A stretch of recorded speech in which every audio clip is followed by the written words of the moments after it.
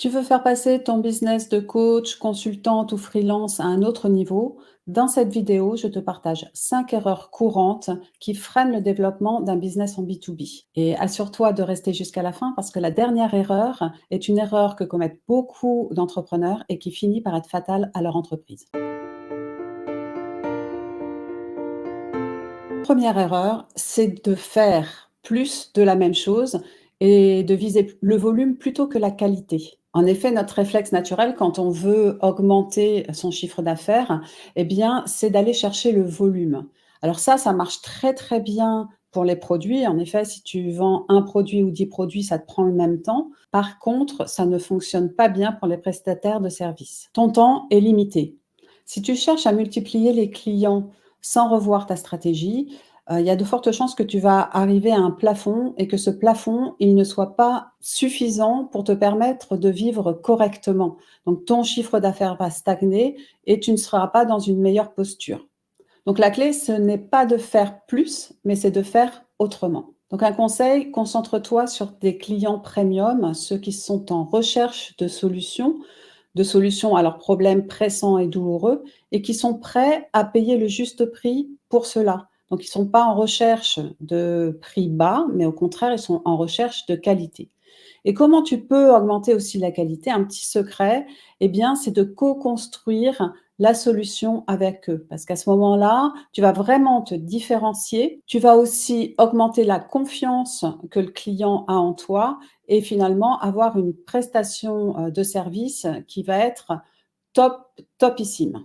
La deuxième erreur fréquente que je vois, c'est que tu ne prends pas de recul et que tu travailles dans ton business plutôt que sur ton business. Le risque ici, c'est de continuer à avancer sans direction claire. Tu ne tires pas profit des expériences que tu as pu avoir, tu n'analyses pas les données, tu ne sais pas en définitive ce qui te motive vraiment le plus, les clients que tu peux le mieux servir, ce qui te rapporte le plus de revenus. Donc, je te conseille régulièrement de prendre un temps, à peu près tous les mois, en tout cas, pour faire un point sur ton business, sur ce sur quoi tu dois travailler. Et pourquoi pas, demande à des personnes, des entrepreneurs expérimentés, de te donner leur point de vue et de travailler avec toi sur ce qui compte vraiment et ce qui peut être ta stratégie à long terme. La troisième erreur que tu commets peut-être, c'est de ne pas créer d'espace pour ta croissance et puis de remplir ton agenda d'actions doudou. Tu continues à accepter tout ce qui arrive sans te poser vraiment la question si cela rentre dans ta stratégie à long terme, si vraiment tu y prends plaisir. Tu peux aussi, devant le manque de résultats, eh bien, adopter des stratégies marketing, des solutions soi-disant miracles et qui finalement ne contribuent pas à ta stratégie. Bref, tu remplis ton agenda d'actions qui te donnent l'impression d'avancer, mais qui ne sont pas réellement productifs pour ta croissance. Dire oui à tout et multiplier les actions qui ne font pas grandir ton business, eh bien finalement, ça t'occupe, mais ça ne te laisse pas de l'espace pour aller mettre de nouvelles actions, qui vont être plus productives, qui vont servir ta nouvelle vision.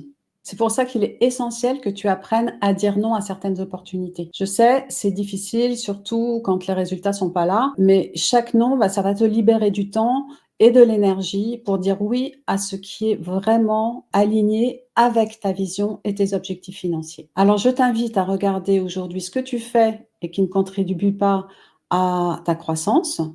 Et puis, à chaque fois que tu commences une nouvelle action, une nouvelle mission, te poser la question, eh bien, comment cela va contribuer à réaliser mon objectif à long terme? La quatrième erreur qu'on commet toutes, c'est d'avoir une offre trop large. Lorsqu'on a une offre trop large, eh ben, notre message, il est complètement noyé. Donc, quand on te demande ce que tu fais, si ta réponse ressemble à une longue liste, ça ne te sert pas, ça te pénalise. Pourquoi? Eh bien, tout d'abord parce que ça dilue en fait la perception de ton expertise.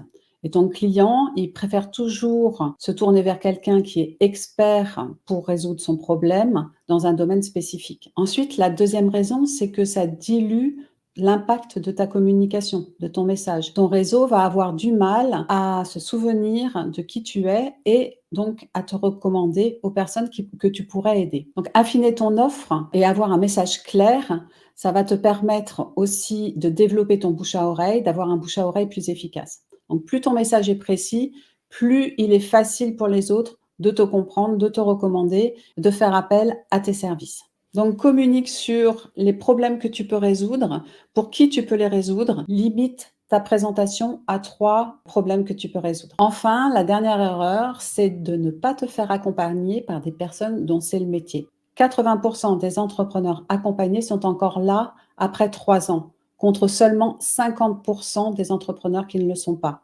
La vitesse de réalisation, c'est clé dans la réussite entrepreneuriale. Or, quand tu fais appel à quelqu'un qui connaît son métier, qui peut t'aider à t'orienter, à t'aider à prendre des décisions, eh bien, ça te fait gagner du temps dans la réalisation. En plus, la personne est là aussi pour t'encourager dans les moments où c'est plus difficile.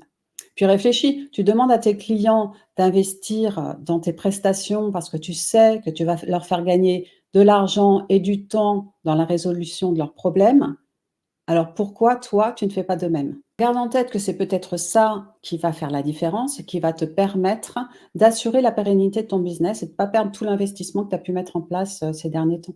Donc choisis bien, mais fais-toi accompagner. J'espère que cette vidéo t'a permis, de repérer, les erreurs à éviter pour faire grandir ton business. Donc je te souhaite plein succès dans le développement de ton entreprise. À bientôt.